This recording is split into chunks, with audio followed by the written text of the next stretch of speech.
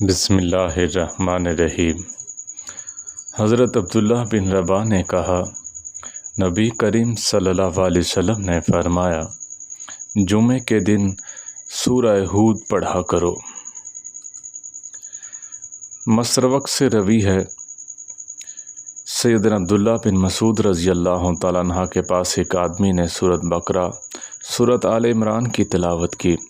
انہوں نے کہا، تم نے ایسی دو صورتیں پڑھی ہیں جن میں اللہ تعالیٰ کا وہ اسم اعظم ہے، اس نام کو لے کر اگر دعا کی جائے تو وہ قبول ہو، اگر کچھ مانگا جائے تو عطا ہو۔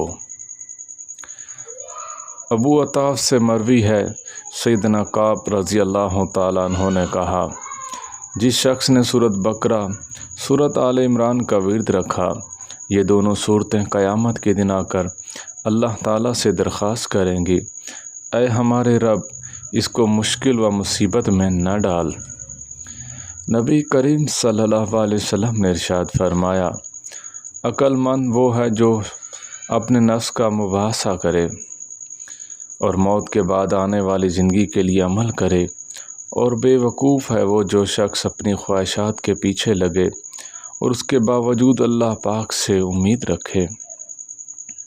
نبی کریم صلی اللہ علیہ وسلم نے ارشاد فرمایا، صبر وہی ہوتا ہے جو صدمے کے شروع میں کیا جائے۔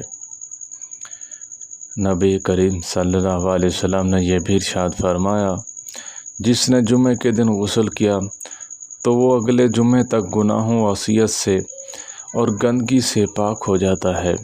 اللہ تعالی ہم سب کو عمل کرنے کی توفیق عطا فرمائے۔ وآخر دعوانا ان الحمد للہ رب العالمین۔